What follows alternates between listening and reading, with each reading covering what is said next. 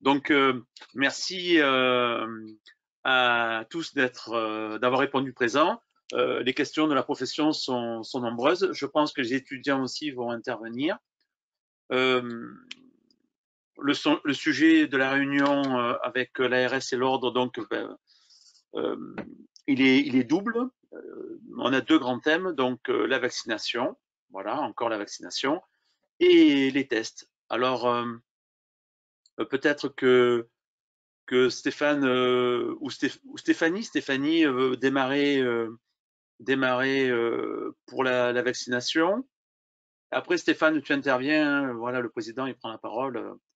Voilà, moi, je ne suis que l'organisateur. Donc, on a recueilli quelques questions.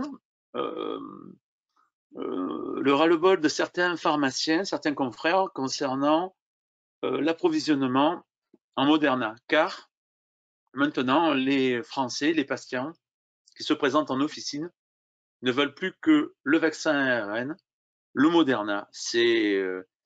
Ils ont bien compris que c'était stable, qu'avec le Pfizer, il y avait eu quelques rumeurs de mauvaises pratiques dans la préparation des doses.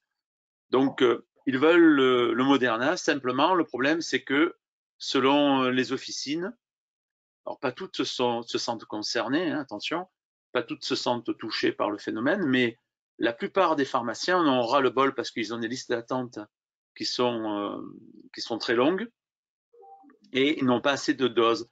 Ils voient l'été arriver, ils voient que les gens en ont marre et qu'ils vont finalement en vaccinodrome parce que c'est facile via Doctolib de prendre rendez-vous et de se faire vacciner. Je les entre parenthèses, c'est un joli coup de pouce que notre gouvernement a donné à Doctolib. Hein. J'aurais préféré que ce soit une start-up française liée pardon, une société liée directement à l'État qui soit impliquée dans le phénomène. La licorne, elle fait partie des licornes nationales là. Des licornes, les licornes, c'est les nouvelles start-up qui deviennent milliardaires. Donc le mec de Doctolib, il est devenu milliardaire. Voilà. Bon, bien. Je pense que je pense qu'on avait qu'il y a le talent dans l'informatique gouvernementale pour assurer la maîtrise de tout ce système-là. Mais bon, après, c'est comme mon point de vue. Donc, j'arrête avec cette digression. Donc, il y a des ruptures sur le Moderna. On sait très bien qu'il y a moins de vaccins Moderna disponibles que de Pfizer. Et je vais laisser la parole à Stéphanie. Alors effectivement, en fait, bon alors là, on est clairement au fait que les stocks de Moderna et à certains moments sont carrément à zéro. Donc c'est vrai qu'ils ont poussé les commandes, mais ils n'ont pas les stocks nécessaires pour les envoyer dans les officines. Puisque là, on est quand même sur des livraisons pour des commandes qui ont été faites le 7 et le 8 juin. Donc ça fait quasiment un mois. Donc nous, ça, de toute façon, il n'y a pas les stocks, il n'y a pas les stocks. Ça, c'est SPF qui gère. Donc tant qu'il n'y a pas les stocks, en fait, en gros, on peut rien faire. Même quand on fait remonter les informations via l'équipe pilote vaccination de l'ARS, ils n'ont pas plus de réponses à apporter, quoi. C'est très, très complexe. J'ai entendu dire que les... Comme le disait Patrick, excuse-moi Patrick, comme le disait Patrick, vous savez, nous, on n'a pas du tout été considérés par personne, hein, je disais. Et pourtant, qu'on récupère les gens, que là, les gens, moi hier, je vois ma pharmacienne parce qu'elle se fait frapper, parce qu'elle avait 10 minutes dans le retard, parce qu'il y avait du monde à la pharmacie pour faire un test antigénique, parce que le mec, il en avait besoin pour aller n'importe où. Non, on a rendu énormément de services à la population avec tout ça. On a gagné de l'argent, c'est vrai aussi, mais ça fait partie des choses normales. Hein. La gestion de la vaccination, elle est compliquée. Si ils veulent un échec total dans le sens où on n'a pas de dose. Et nous, la différence qu'il y a avec les autres, c'est que tu es obligé d'aller chercher les gens pour se faire vacciner, alors que dans les centres de vaccination, c'est les gens qui allaient au centre de vaccination pour se faire vacciner. Et c'est un gros travail d'aller chercher les gens. Parce que tu fais des listes d'attente et tu appelles, le mec il répond pas, tu rappelles, tu renvoies un message et tu dis ah mais j'ai trouvé à droite, j'ai trouvé à gauche, j'ai fait ceci, j'ai fait cela. Et quelque part, les gens ne se rendent pas compte du bien précieux qu'est ce vaccin Parce que quand les types ils te disent, par exemple sur le Moderna, tu as 6 heures de travail, de délai de travail, et que le mec il te dit non, tu perds des doses, en 6 heures tu peux pas rappeler, c'est difficile de recruter des gens facilement. Alors que si on avait le flux, attention, hein, quand on le dit, on discute suffisamment ensemble, Laurent, Stéphanie, tout ça, pour savoir que c'est pas notre faute, nous, en local, c'est pas votre faute, vous, c'est que derrière, ça arrive pas, c'est catastrophique. C'est-à-dire qu'on te fait un plan cinéma en te disant, vous avez des variants de tous les côtés, vous avez vu les Hautes-Alpes qui sont en rouge vif, et où il faut faire des vaccinations à tout va, mais tu peux pas vacciner les gens. Et les centres de vaccination vont s'arrêter parce que c'est les vacances. Et le stade Vélodrome va s'arrêter parce qu'il va y avoir le championnat qui va reprendre. Et ceci, et ceci, et cela. Comment on va faire? Pfizer est en train de jouer un coup de maître là, en disant, écoutez, vous avez vu qu'en septembre, octobre, il va faire un troisième vaccin. Alors lui, c'est pas une licorne, c'est pas une start-up, le mec. Il va se faire une fusée pour aller sur la Lune. Mais alors, Stéphanie, justement, il y a des expériences dans différents. Stéphanie et Laurence, hein, vous prenez la parole quand vous voulez. Hein. Il y a des expériences sur le Pfizer. On parle dans le département que l'ARS permet aux officines de vacciner au Pfizer. Est-ce que dans le 13, on va avoir ça, il y a un DG urgent qui est paru, qui donne la possibilité donc aux centres de vaccination qui ont des doses inutilisées de les céder aux professionnels libéraux, donc essentiellement pharmaciens, médecins. Mais attention, ça, c'est aux délégations. Déjà, il faut qu'il y ait des reliquats dans les centres de vaccination et c'est aux délégations d'organiser la mise en place de ces reliquats de doses. Mais alors, parce que nous, en fait, notre service n'a pas de vision sur les doses qui sont envoyées dans les centres de vaccination, sachant que normalement, ne sont envoyées les doses, que celles qui sont utilisées. Donc après, je ne sais pas s'il y a des reliquats réellement et comment, mais ça, c'est aux délégations de mettre en place ce système. Il y a Stéphane qui veut parler. Je tirais les noms. Il y a 3 semaines, j'ai la pharmacienne en chef du bataillon des marins-pompiers, puisque je connais bien l'organisateur des centres de vaccination des marins-pompiers, c'est un gars qui s'appelle Thierry Zaveroni, qui habite à côté de ma pharmacie, et donc qui connaît très bien, qui a organisé tous les centres, et qui ont été très très bien organisés. La pharmacienne en chef des marins-pompiers, elle m'appelle, elle me dit, ce Pichot, je suis embêté parce que nos frigos sont pleins, et j'ai 400 flacons de Moderna à vous donner. J'ai écouté, très bien, on va organiser des trucs, 400 flacons, ça fait à peu près les 300 et quelques pharmacies de Marseille, peut-être 5 en auront 2. On organise le truc, on vient vous les chercher avec les glacières ou on passe par un grossiste qui les bascule. Entre-temps, j'ai un coup de téléphone de l'ARS qui me dit non, non, non, laisse tomber ton organisation, on les renvoie à l'hôpital qui les redispatchera. Résultat, les 400 doses, les 400 flacons, on les a perdus.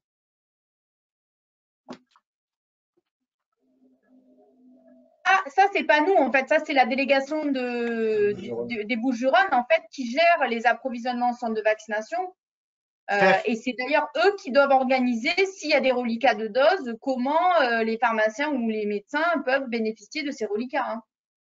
Quand tu parles de délégation, Stéphanie, pour être bien clair, tu parles, c'est qui, c'est quoi la délégation? Alors, la délégation, alors, il y a l'ARS et dans chaque département, il y a une antenne qui est le relais de l'ARS, enfin, c'est l'ARS, hein, et ça s'appelle les délégations, c'est les anciennes DAS. Voilà. Et en fait, et c'est depuis le début, les centres de vaccination, tout ça, c'est organisé par par les DD. C'est-à-dire que c'est eux qui sont pilotes sur le terrain de l'organisation, du maillage. C'est un DD qui a les référents pour les EHPAD, etc.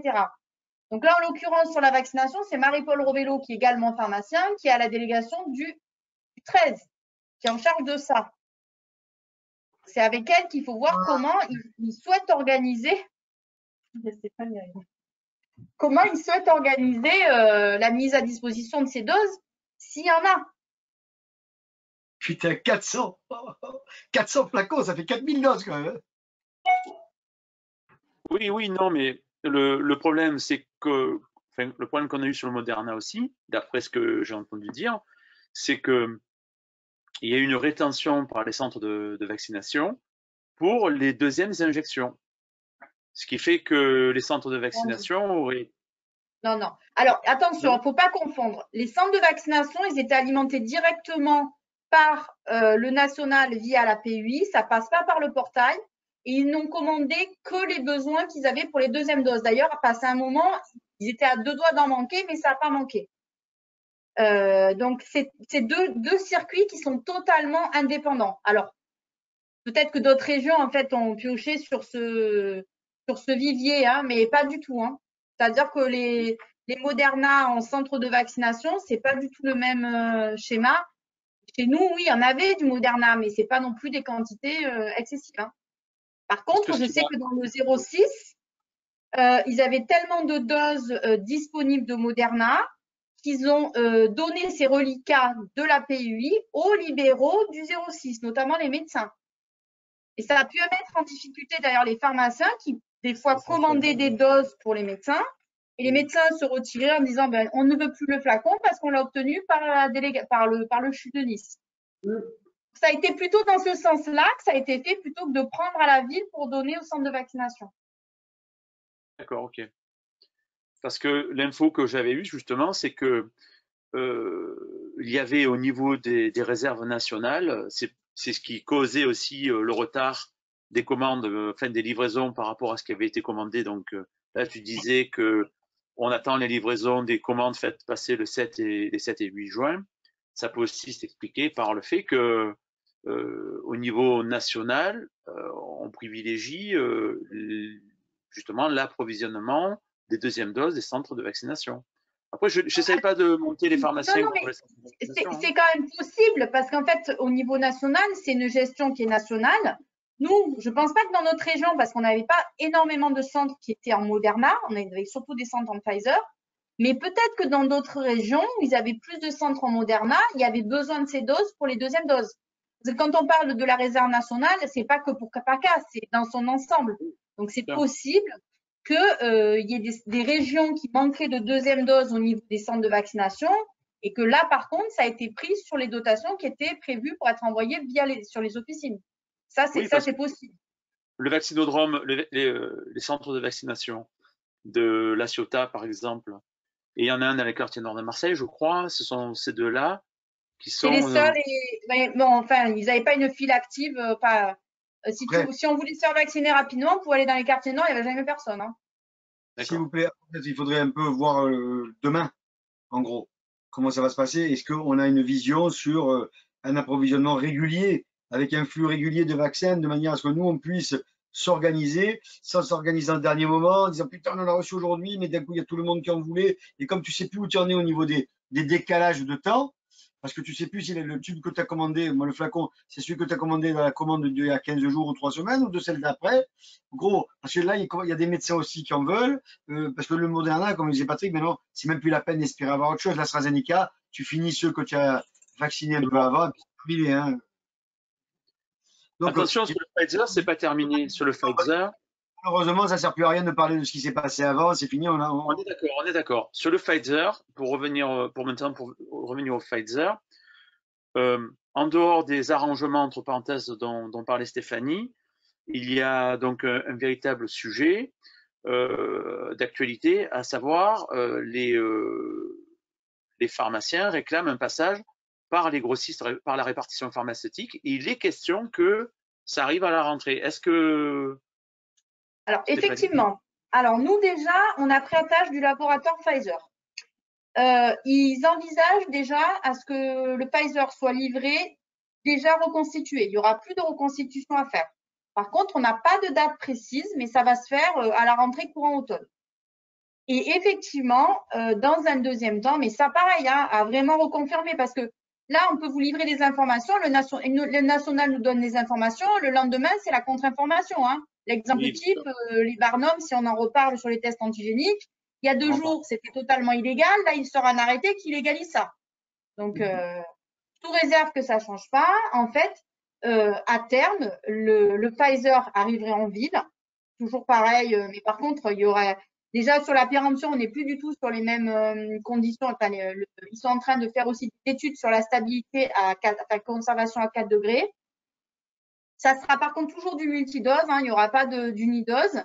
Et ça arriverait en ville déjà, donc tout près. Et essentiellement, en fait, on devrait finir la fin de vaccination par le circuit officine et médecin. Bon, moi, je dis plutôt officine parce que les médecins, bon, je pense pas que… Parce qu'on est quand même sur des flacons avec 7 doses. Donc, bon, voilà. C'est ce qui est envisagé. Mais sous réserve que d'ici la rentrée, au national, ils n'aient pas complètement changé la vision des choses. Ok. Moi, j'ai eu cette information aussi par le national qui disait que les Pfizer allaient arriver en vie, mais personne ne sait comment. Et comme tu le disais, comme disait Pascal, vérité au-delà des Pyrénées, erreur au-delà. Ça me fait penser, tu sais, au parking dans les rues. C'est interdit d'un jour, puis le lendemain, tu mets un parc-mètre et tu peux te garer. C'est un peu ça, voilà. On a un peu… Après, à terme, à terme, les centres de vaccination, ils vont pas perdurer ad vitam aeternam. Hein. Je veux dire, c'est du personnel qui vient là, en dehors de ses autres fonctions, etc. Donc, je pense qu'à terme, tout va passer par l'officine, hein, essentiellement. Hein. Et dans les vaccinodromes, il faut savoir qu'on paupérise l'offre de soins à la population, puisqu'on mobilise des professionnels de santé, qu'ils soient retraités, ceux-là, donc effectivement, eux, les retraités, ils apportent leur aide et c'est très bien, mais il y a les non-retraités qui vont faire passer 1 à 2 demi-journées par semaine, voire plus, et qui laissent leur patientèle qui laissent leur patientèle un petit peu de côté. Donc, il y a des tensions, il y a de grosses tensions. Donc, effectivement, ça peut plus durer, ou alors il faut augmenter les monter le… numéros de portement, quoi. Ça c'est vrai, mais après, attention, hein. Les personnes qui vont au centre de vaccination, c'est sur la base du volontariat. Donc, c'est des personnes qui ont envie de faire ça. À la journée, tu es volontaire. Hein. Comment? À 2000 balles la journée, tu es facilement volontaire. Voilà, Hein. c'est ça. C'est que c'est après la rémunération qui fait que les gens sont attirés. Hein. On les force pas. Hein. On voit même des centres de vaccination où les personnes qui vaccinent ne sont pas elles-mêmes vaccinées. Alors ça, pour moi, c'est inadmissible. Mais bon. Ça change des 2 €, soit dit en passant, des 2 € par test sérologique que compte nous faire le gouvernement, des 2 € par test. Ça fait 2 € le quart d'heure. Hein, voilà. On va rentrer dans des polémiques. Malheureusement, on est aujourd'hui dans des discussions terribles. C'est-à-dire que là, aujourd'hui, il faut qu'on soit factuel dans le sens où comment on va se débrouiller pour satisfaire nos confrères qui deviennent fous parce que non seulement tu as 1 an d'accumulation de fatigue, tu as une population qui est dans un état d'excitation au-delà de tout ce qu'on a pu vivre jusqu'à présent, et on est le tampon entre, quelque part, on est le tampon entre le système de santé, le système de prévention, et nous, on a aucune protection, on n'a pas de psychologue qui intervient moi, je vois, je te jure que hier, regarde, en sortant du Conseil de l'Ordre, on m'appelle, on me dit, oh, on se fait agresser, venez vite, etc. Qu'est-ce qui se passe? Je vois les gens dire, ouais, l'autre l'appel m'a fait attendre un quart d'heure. Oh, calmez-vous là-haut. Il y a un moment, il n'y a plus de respect, il n'y a plus rien. Tu vois? Non, ça c'est clair. Alors, si on récapitule. Il n'y a pas d'aide, il n'y a pas de médecine du travail, il n'y a rien. Hein, il n'y a rien qui est fait. Hein. Donc aujourd'hui, le seul moyen d'apaiser les situations vis-à-vis des patients, vis-à-vis de tout le monde, c'est d'avoir une visibilité avec au moins un mois d'avant, 15 jours, un mois, qu'on s'organise. Donc, bon, excuse-moi Patrick, je finis là. C'est pas votre faute. Hein. C'est-à-dire que vous, depuis le début, hein, je le dis depuis le début, vous subissez la strate supérieure qui te dit, écoute, ma cocotte, sois contente quand on envoie déjà. Et voilà. Et est-ce que vous avez des échos à l'ARS sur l'arrivée, bon, le Pfizer, maintenant, on a l'info, entre guillemets, sur le Moderna, on a une idée de la fin des tensions? Non, pas d'idée précise. En fait, le souci, c'est comme même les DGS urgences, c'est-à-dire qu'ils paraissent toujours soit dans la nuit du samedi au dimanche, soit du dimanche au lundi. Oui. Et même nous, on n'est pas informés. En fait, on le découvre quand on reçoit le DGS. Ah ben, cette semaine, ça sera pour la médecine du travail. Cette semaine, c'est que les 2e doses. C'est vraiment, les informations sont distribuées au compte-gouttes, quoi. Parce que le problème, c'est qu'on dit aux gens, vaccinez-vous massivement. Ils viennent, ils peuvent pas se faire vacciner. Enfin, pas se faire vacciner au vaccin ARN messager, évidemment. Du coup, ben, ils attendent, ça crée une pression, entre parenthèses, sur le virus, et ça, quelque part, on est sur une boucle où on n'est pas assez protégé, pas assez vacciné, et on favorise l'apparition de nouveaux mutants, quoi. Voilà. Alors, Et par ça, contre, les créneaux en centre de vaccination, il y en a énormément, il y a des doses. Donc, après, la personne qui veut réellement se faire vacciner, elle peut quand même aller en centre de vaccination. Parce que les centres de vaccination, ils ont été créés pour ça, pour vacciner massivement. Donc, oui, mais la population, on le voit dans toutes les enquêtes qu'on peut faire diffuser, que ce soit l'un ou l'autre de syndicats, les patients sont attachés, ils ont confiance en leur pharmacien, c'est leur professionnel de santé de proximité, et beaucoup disent non, mais moi je veux attendre que vous l'ayez, moi voilà. Surtout Ils ont facile attendu. côté. En général, la cartographie pharmaceutique, elle est faite que pour la pharmacie. On est la seule à avoir une cartographie avec une répartition géographique au prorata d'une population, on va dire, d'accord, dans 98% des cas. C'est-à-dire que tous les gens, ils savent qu'ils peuvent aller à la pharmacie d'à côté de chez eux, si tu as les vaccins, c'est réglé. Mais ça, c'est un combat depuis le mois de janvier quand même, hein, c'est pas nouveau. Ça n'a pas été, la solution du gouvernement n'a pas été d'utiliser le système libéral. T'inquiète pas qu'ils auront besoin de toi quand tout va fermer. Mais bon, aujourd'hui, qu'est-ce qu'on fait? On peut plus. Moi, je pense, Patrick, et Dieu sait si tu me connais, je suis un défenseur de la profession bec et ongle. Et demande à Stéphanie qui était hier au Conseil de l'ordre, comme c'était. Mais je me demande même, tu vois, s'il ne faudrait pas dire, écoutez, allez dans les centres de vaccination parce qu'on a des pertes et faire une communication là-dessus. Nous, on ne peut pas répondre à la population. C'est-à-dire que toi, si d'un coup tu dois avoir tu as 52 personnes qui vont te demander d'être vacciné, tu vas dire Coco, je ne peux pas, monsieur, je ne peux pas, parce que moi, je n'ai pas les vaccins, donc tu perds du temps, les gens, ça les démotive, tout ça. Donc, il faut peut-être faire une grosse communication en disant il reste des créneaux dans les centres de vaccination. Allez-y, aujourd'hui, l'urgence, elle est dans la vaccination en tant que telle. Et à On la est rigueur, d'accord. nous, professionnels de santé, ça serait peut-être, je vais dire, fair play que, au détriment de notre profession, nous fassions une communication en disant écoutez, nous, la première chose qui est importante, c'est la vaccination. On n'a pas la capacité d'avoir, c'est pas qu'on n'a pas la capacité, c'est nous n'avons pas les vaccins nécessaires pour couvrir la population. Nous vous en supplions, allez vous faire vacciner où que vous puissiez aller, n'importe où, mais nous n'avons pas cette capacité. Mais surtout, l'important, c'est que la population se vaccine le plus vite possible. On a perdu presque un an. Un an, on a perdu 6 mois de vaccination, là. On avait Olivier Véran disait lors de la conférence avec l'Ordre national des pharmaciens, il disait je sais que le réseau officinal a une capacité vaccinale de 350 000 vaccins par jour. Bien oui, ils le savent, mais ils ne l'utilisent pas. Il s'en fout. Mais dis-toi bien une chose, dis-toi bien un truc. Là, je crois qu'il faut tomber dans la vraie réalité du monde politique. L'année 2021 est terminée. D'accord? Et là, on a l'année 2022 qui commence. Et 2022, c'est des élections présidentielles. Ça veut dire que il n'y aura pas de grand bouleversement. Il y aura oui à tout, il amène à tout pour pas choquer la population. Donc, quelque part, il faut se dire Donc, comment ça va se passer et utiliser les armes d'aujourd'hui pour réussir la vaccination. on est Parce d'accord. que On parce que risque c'est vrai. d'avoir des doses. On risque d'avoir des doses au mois d'août avec des effectifs ultra réduits. On sait que quand on fait une journée vaccination, ça monopolise l'attention d'un pharmacien pendant toute la journée. Donc, c'est tendu. Ouais. Les confrères me disent, moi, j'en ai marre de la vaccination. Je vais arrêter. Tout le monde veut Voilà. arrêter. Maintenant, on a aucune solution à proposer. Hein. Comme tu dis, ben, on va les envoyer en vaccinodrome.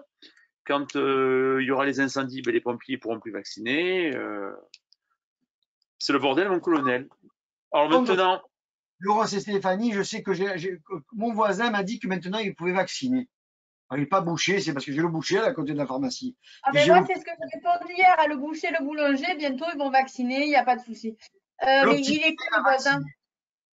est-ce que, l'opticien a l'agrément pour Il est-ce est que, quoi est-ce comme formation, le voisin? opticien. non, Ah, mais il est-ce me l'a que, dit, l'opticien. Il m'a dit Steph, on va avoir le droit de est-ce que vous avez au niveau de l'ARS quelque chose à rajouter sur la vaccination? Comme ça, on respecte un peu le timing. ouais, parce que Est-ce que vous avez un message à faire passer aux pharmaciens, à part celui que vous venez de faire? Alors, sur la vaccination, pas de message en plus, hein, sauf que nous, effectivement, on essaye d'avoir les informations et dès qu'on a les informations nécessaires, on vous les transmet, notamment, par exemple, pour le Moderna. Hein, on répond à beaucoup de sollicitations de la part des pharmaciens qui ne reçoivent pas leur dose, qui sont jamais sur le plan de livraison des grossistes, ça c'est évident. Après, moi, je pense que tous les centres de vaccination progressivement vont fermer et que ça passera plus que par le réseau officinal, mais dans un deuxième temps. Est-ce que, Par contre, oui, pardon. Pour répondre à Stéphane, moi dans le texte d'hier, descends là les études. Dans le texte d'hier, il n'y a pas marqué les, parce que c'est pas dessus. Il n'y a pas marqué les opticiens. Hein. Tu es en train. Non mais c'est ça. Ah, Steph, je comprends, ça va être les bouchers, quoi. Ils manipulent Oui, bien. voilà. Attends, on va vérifier, mais. Si. Alors, j'ai d'autres questions concernant la vaccination. Elles viennent de tomber. Ils y sont, Stéphane. Hein? Ils y sont, les opticiens. Ah, j'avais raison. C'est une histoire de branche. Oui, c'est ça, Alors, ouais. J'ai des questions qui viennent de tomber à l'instant. Alors, question 1. Peut-on utiliser un flacon de Moderna une semaine après sa date de péremption? Non. Alors là, on a posé la question, c'est Laurence qui a posé la question au laboratoire. C'est quand il y a la date de péremption, c'est jusqu'à la date 23h59. Inclus. OK. Donc, voilà. Ensuite, 2. Faut-il faire un TROD sérologique lors d'une primo-vaccination? Pourquoi oui? En centre de vaccination, oui, c'est proposé, mais il y en a très peu qui proposent. Après, il n'y a pas de raison de faire un test sérologique. Hein. Non, mais je ne voyais pas non plus l'intérêt. Troisième question. Est-il vrai que la responsabilité des professionnels de santé qui vaccinent dans les centres de vaccination ne serait pas engagée? Ben, ça dépend sur quoi. C'est des cas. C'est-à-dire que si le mec il injecte une seringue avec rien dedans, c'est sa responsabilité. Hein. Ça dépend la problématique. Si c'est un événement indésirable, c'est pas la faute du professionnel. Enfin, ça dépend de la faute qui peut lui être imputée. D'accord. OK. Donc, c'était les dernières questions concernant la vaccination. On va parler des tests, si vous le voulez bien. Il y a effectivement la question, alors j'ai une question, les locaux déportés, des barnums qui peuvent fleurir à tous les coins de rue. J'ai un confrère qui dit, il y a un confrère qui a installé sa tente pas loin de ma pharmacie. Est-ce que c'est autorisé? Alors, il y a plusieurs choses. Le texte sur, normalement, on fait du dépistage, soit devant sa pharmacie, soit dans ses locaux. Il y a l'article 28 là, de l'arrêté du 1er juin qui précise que quand on veut installer donc un lieu de dépistage en dehors de son lieu d'exercice, c'est pour faire du dépistage collectif ou à l'initiative d'un employeur, etc. Et ça, c'est ce qui est déclaré en préfecture. Là, clairement, un pharmacien qui va s'installer, donc, je sais pas moi, un endroit déconnecté de sa pharmacie, quelque part, on n'est plus dans ce contexte-là. Donc, déjà, la préfecture ne devrait pas l'autoriser. D'accord. Mais s'il a l'autorisation de la préfecture, eh ben, il faut se retourner contre la préfecture. Mais en fait, je vais pas là, c'est l'article 28, là, je vais le retrouver. Hein. On est vraiment dans un contexte particulier quand on déporte en fait son lieu de dépistage. D'accord. Mais prenons le cas de Marseille. Prenons le cas de Marseille où il y a une pharmacie tous les 150 mètres. Oui. Vous prenez le cas d'un confrère qui met son barnum et qui va le mettre à 30 mètres de sa pharmacie. Il va se rapprocher de 30 mètres de la pharmacie du confrère. Est-ce que là, il n'y a pas Ben là, on rentre dans la déontologie. On rentre même plus dans. Enfin là, c'est le. Enfin, je crois qu'il faut intégrer, et Dieu sait si ça me gonfle et que les lois changent, comme le disait Stéphanie, le DGS, il a dû tomber cette nuit à 4 heures du matin pour l'ouverture des boîtes de cette nuit, d'accord? Parce qu'il faut trouver des solutions pour que ça fonctionne. Moi, j'ai discuté 1 heure avec quelqu'un hier pour expliquer comment fonctionnait le pass sanitaire, et expliquer que les tests antigéniques qui avaient moins de 48 heures étaient valables dans le pass sanitaire parce qu'ils étaient faits sur le SIDEP. À mon sens, au niveau de l'éthique, mais même pas de l'éthique pharmaceutique, de l'éthique, on va dire, sanitaire, il faut que ça soit que les personnes qui prélèvent soient d'abord des personnes. Hier, on a fait passer un mail à toute la profession. C'est le mail de Stéphanie, que j'ai agrémenté de quelques mots pour expliquer aussi la responsabilité civile professionnelle des gens. On va en parler. Les étudiants, ils partent au casse-pipe, mais ils ne savent pas. Les mecs ici, on leur dit oui, venez travailler avec moi. Mais dis-moi, c'est qui le mec chez qui va travailler? Quel est le contrat qu'ils ont de travail? Quelle est l'assurance qu'il y a? Parce que moi, demain, je prends un étudiant de ma pharmacie. Il est salarié de ma pharmacie, il a un contrat de travail dans ma pharmacie, il est sous ma responsabilité, et c'est moi qui l'assure en cas de pépin. Prenons le cas. C'est ce que j'ai dénoncé il y a plus d'1 mois. Le coton, il s'enlève du truc, d'accord? Il est mal fixé. Je dis n'importe quoi. Et le petit enfonce et bientôt, il te retourne la tête jusqu'aux oreilles. Et qui c'est qui est responsable? Qui va l'assurer? Et est-ce que c'est pas l'exercice illégal de la médecine et exercice illégal de la pharmacie et de la biologie? D'autant qu'ils sortent quand ils sont auto-entrepreneurs.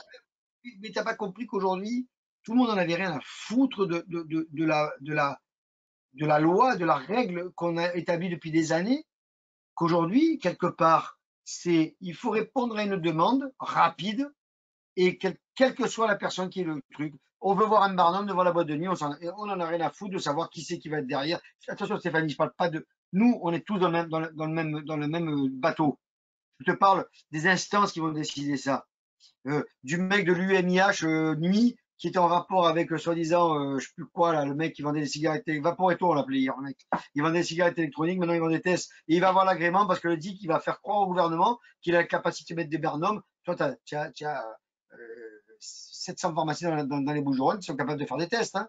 Après, ce matin, je lisais dans le journal dans le Var, à Saint-Tropez, les boîtes de nuit mettent des barnums parce qu'il n'y a qu'une seule pharmacie qui fait des tests de 10h à midi. Après, quand tu as des cons dans la profession, tu as des cons dans la profession. Parce que si tu veux avoir l'opportunité d'être indispensable, que toutes les pharmacies fassent des tests, il n'y aura pas un mec avec un barnum. La nature a horreur du vide. C'est la règle de base, ça. D'accord.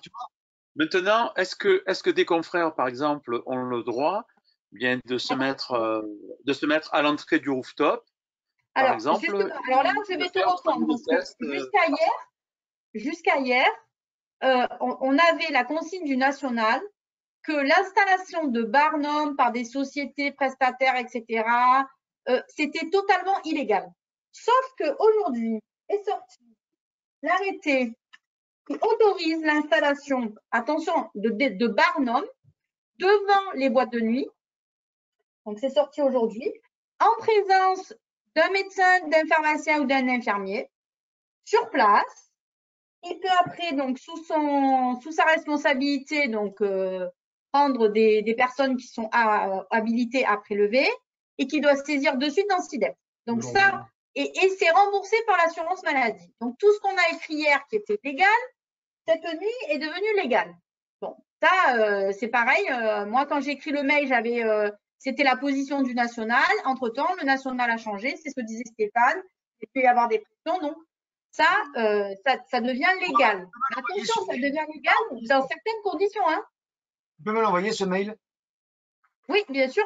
Le pharmacien, ou le médecin qui fait ça doit avoir, au départ, doit être une structure existante, c'est-à-dire qu'il doit être inscrit à l'ordre, soit des infirmiers, soit des médecins, des pharmaciens. Non, c'est pas ça. C'est le gérant de la boîte qui demande l'installation des barnums à la préfecture et à l'ARS.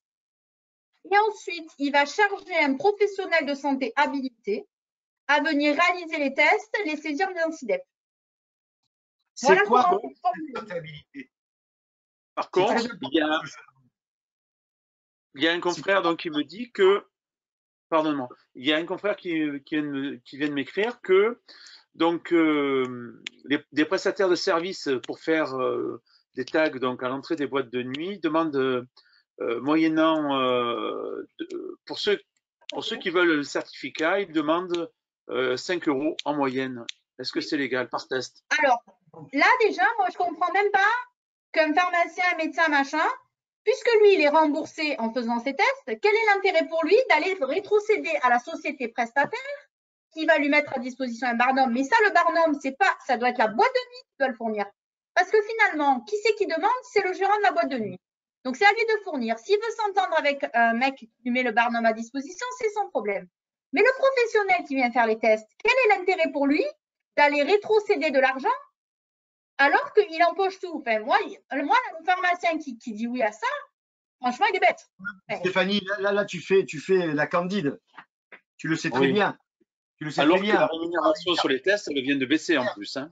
Je peux te dire, on va prendre des étudiants, parce que tu crois bien que le mec qui a 50 piges, il va pas se retrouver à 3 h du matin devant la boîte de nuit. Eh ben, c'est ça qui est illégal. C'est ça qui est déjà illégal. Voilà, c'est déjà ça. Moi, je suis d'accord avec toi. On le sait très bien, on en a parlé hier, toute la journée, tout l'après-midi. Mais donc, c'est quoi? Est-ce que peut-être il y a une action de la DGCR? Parce que moi, je vais t'expliquer pourquoi je vous demande quelle est la règle de la personne habilitée. Parce que la personne habilitée, ça doit être quelque part un pharmacien qui a une CPS, ou un médecin qui a une CPS, ou un infirmier qui a une CPS. D'accord? Et donc, pour avoir une CPS, il faut t'inscrire à l'ordre. Tu ne peux pas avoir de CPS si tu n'es pas inscrit. D'accord? Mais ce qui veut dire que tu penses que le médecin, il va rester devant la boîte de nuit. Et comment on va vérifier que c'est bien la personne in situ qui va faire les tests? Est-ce qu'il y a un contrôle fait ou pas du tout? Ou ce que c'est? On s'en fout. Ça va être n'importe pim pam poum qui va faire les tests. Et le mec, il va passer sa carte en disant, c'est pour ça qu'il va rétrocéder 5 € en disant, moi, je reste à la maison, je prends 5 € par test et tu as utilisé ma carte.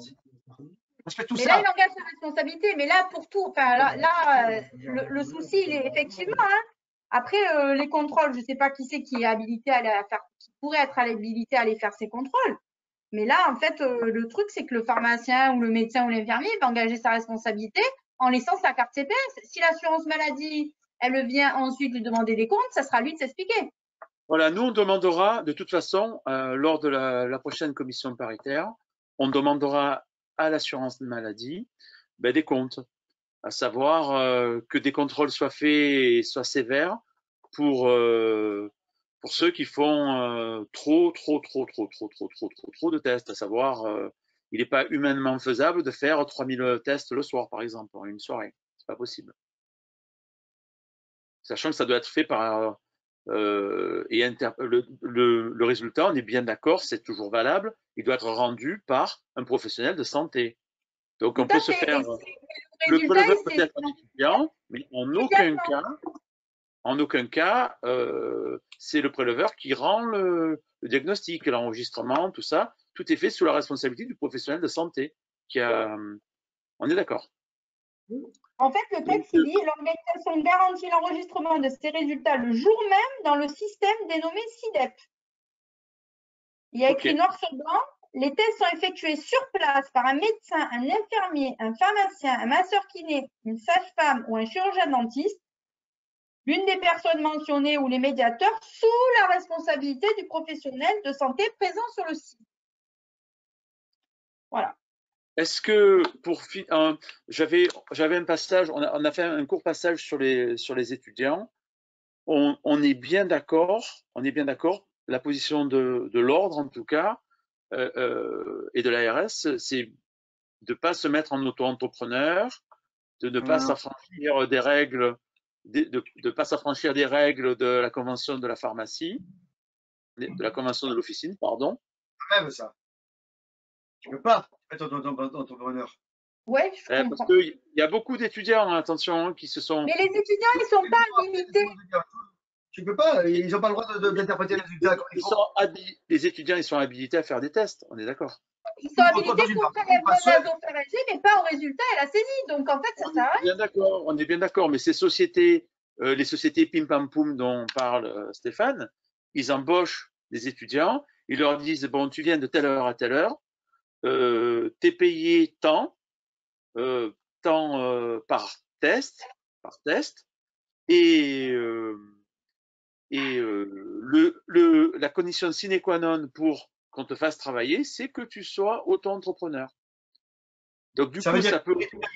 Ça veut dire que si l'étudiant il fait une connerie, il est auto-entrepreneur, il n'a pas d'RCP qui doit donner 4 millions d'euros de dommages intérêts à quelqu'un, il fait comment? Il est mort. Il est mort. Mais ouais, mais ça, c'est comment faire passer le message aux étudiants? Ils sont en vacances. Alors oui, mais on l'a déjà fait il y a un mois.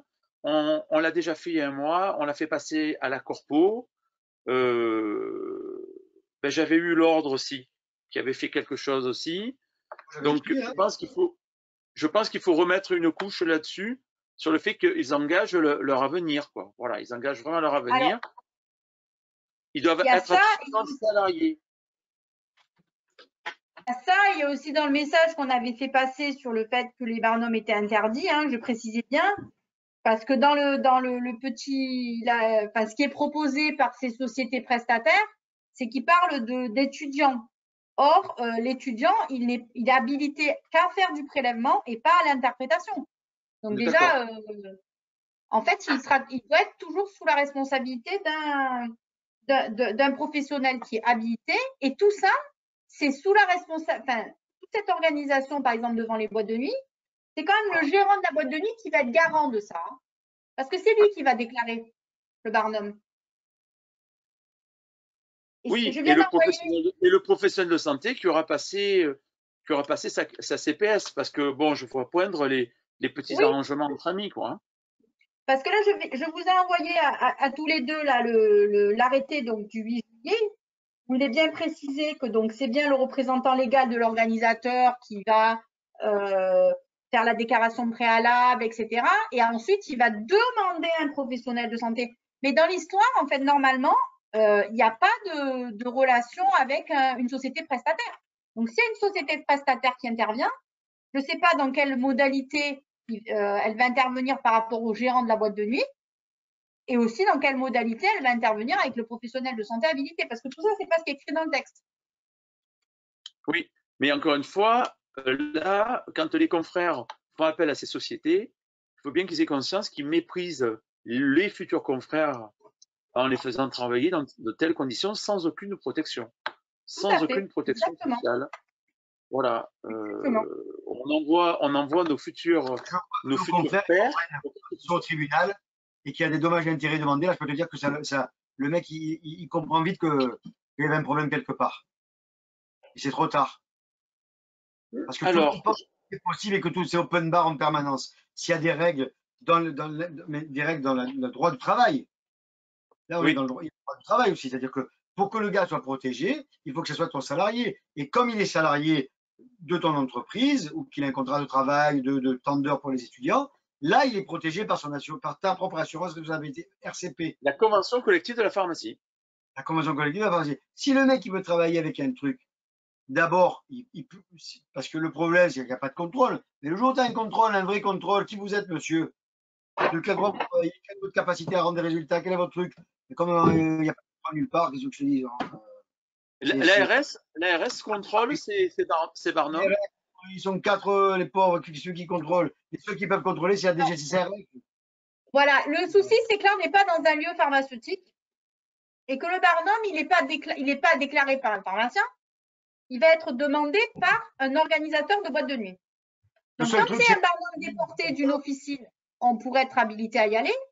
Quand c'est un barnum qui a été demandé par un gérant de boîte de nuit qui, lui, va faire venir un professionnel, juste pour la saisie, je ne sais pas dans quelle mesure on pourrait être autorisé à intervenir. Moi, ce que je disais, je pense que c'est à la DDCCRF aussi d'intervenir, éventuellement à la caisse d'assurance maladie.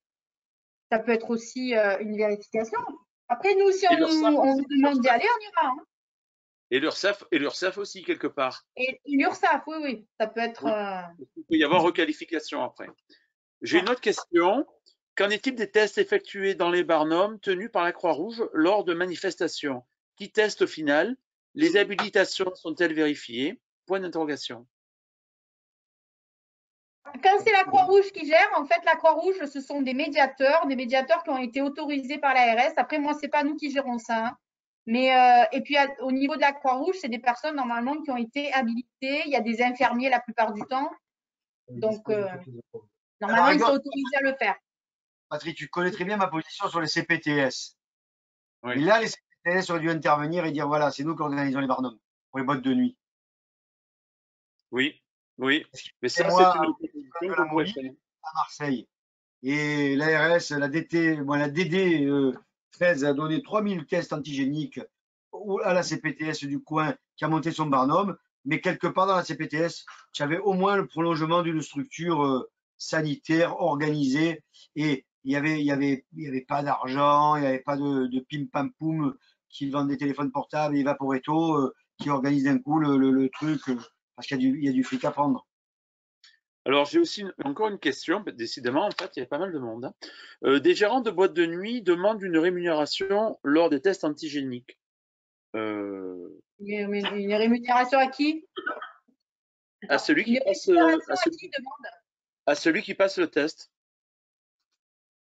Il faut Alors, moi, déjà, faut sur faire le un- principe, si l'assurance maladie ne prenait pas en charge les tests, ça aurait dû être au gérant de boîte de nuit de payer. Bon, ça, c'est un autre problème. Mais à celui qui passe le test, celui qui va rentrer en boîte? Bien, alors, il y a deux possibilités, Non. parce que la question est ambiguë. Le pharmacien qui va fournir enfin, qui est en train qui va faire l'interprétation des résultats, et ou le client. Ben, après, Alors, si moi, c'est le c'est ce pharmacien, que je si suis. c'est le pharmacien, si on prend le cas du pharmacien, Ben, Le le client, pharmacien, je ne sais pas pourquoi il va payer des tests qu'il a gratuitement, ou alors il est fou. on est d'accord. Et si et c'est le le gérant de la boîte qui fournit les tests, c'est son problème. tu vas foutre. Hein.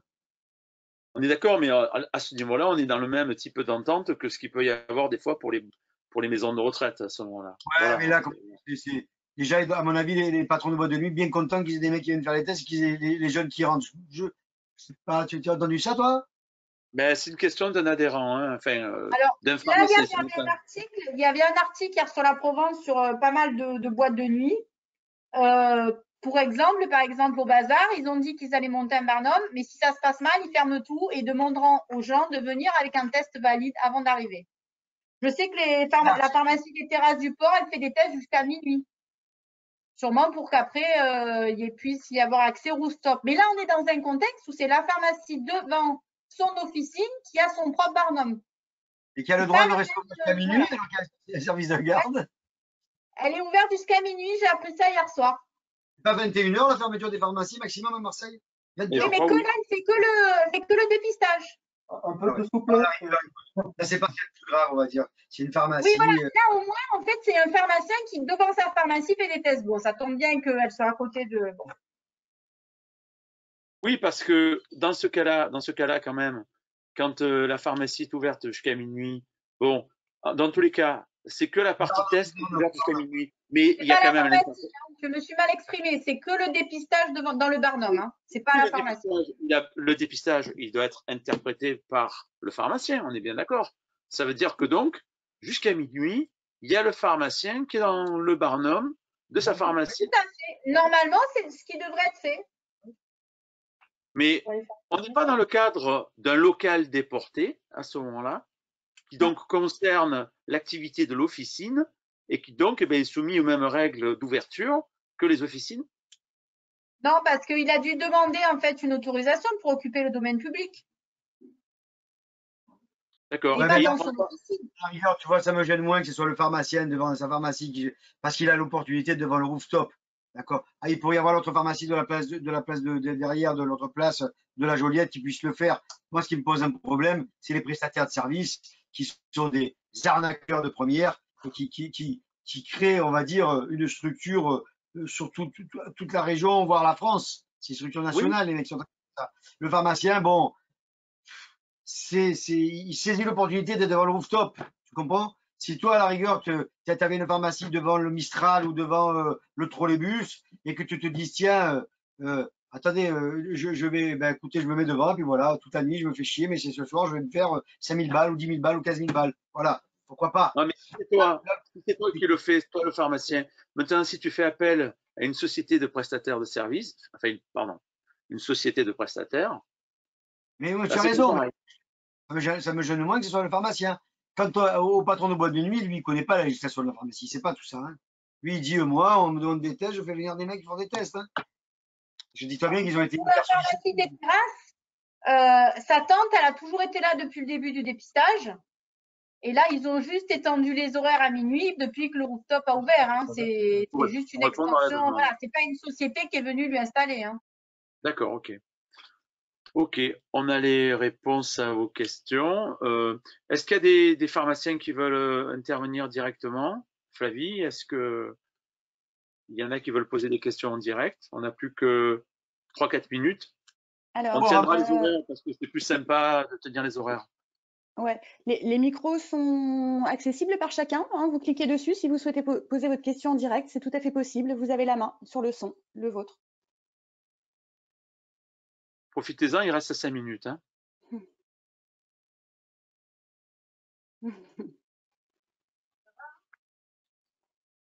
Bon, vraisemblablement, tout le monde a eu ses réponses. On va s'arrêter, donc, si vous êtes d'accord. À moins que vous ayez quelque chose.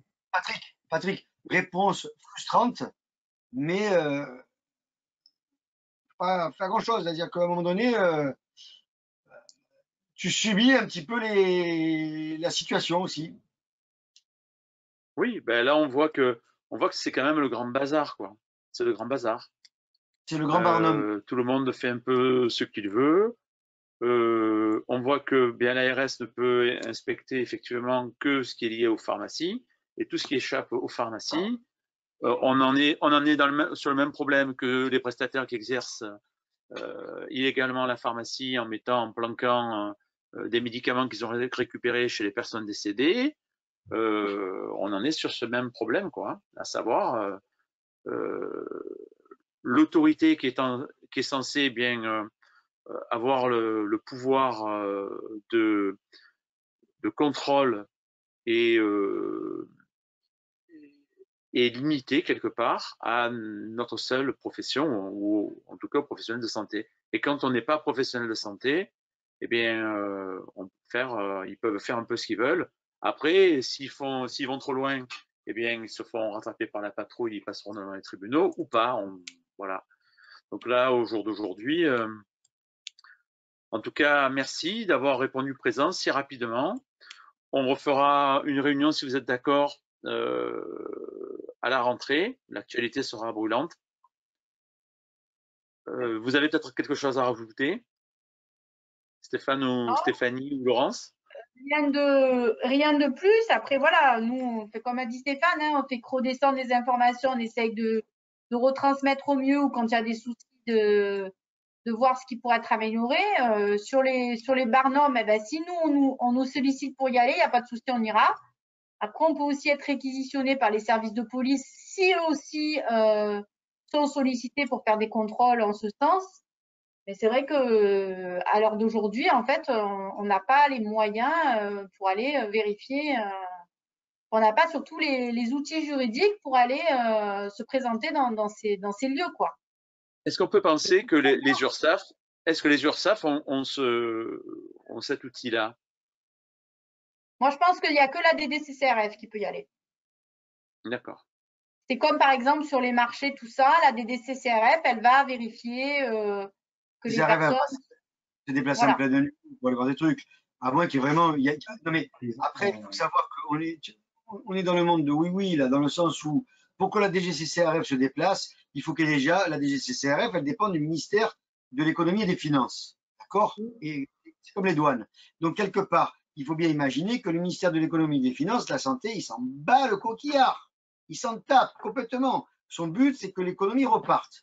Ils vont pas les mettre de bâton dans les roues à des mecs qui créent des sociétés pour faire des tests antigéniques et faire repartir pendant au moins 2 mois les boîtes de nuit, hein, jusqu'à ce qu'elles referment ou pas.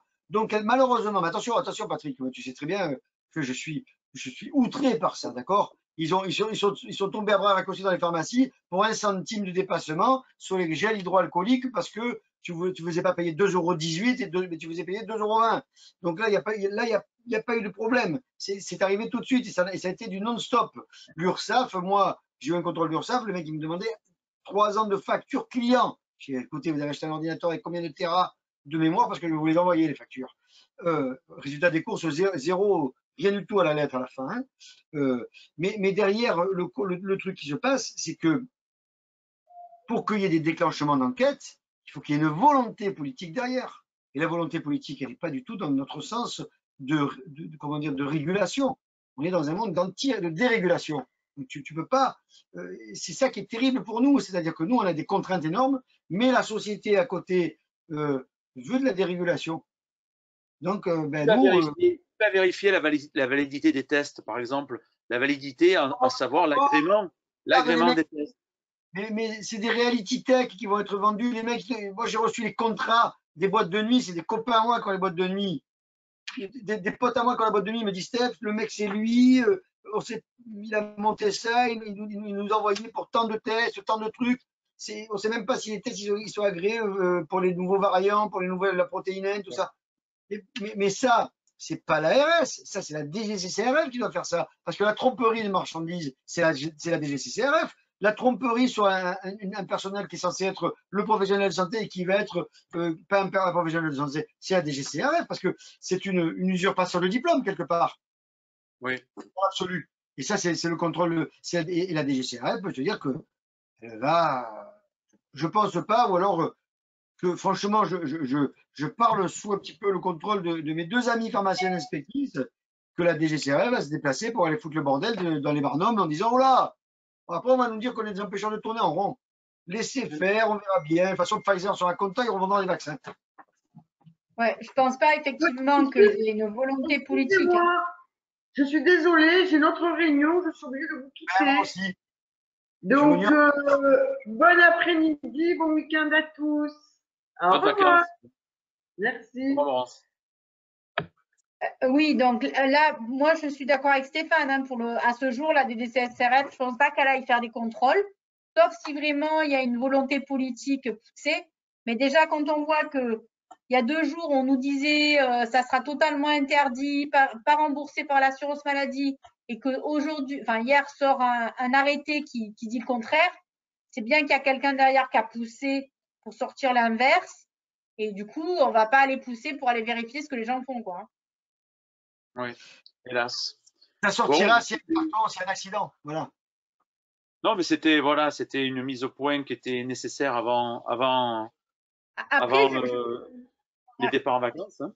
je veux préciser quelque chose. Moi, je suis dans l'équipe projet vaccination où tout le temps, le ministère, il nous rabat le caquet pour promouvoir la campagne de vaccination. En faisant ça, on la promeut pas du tout.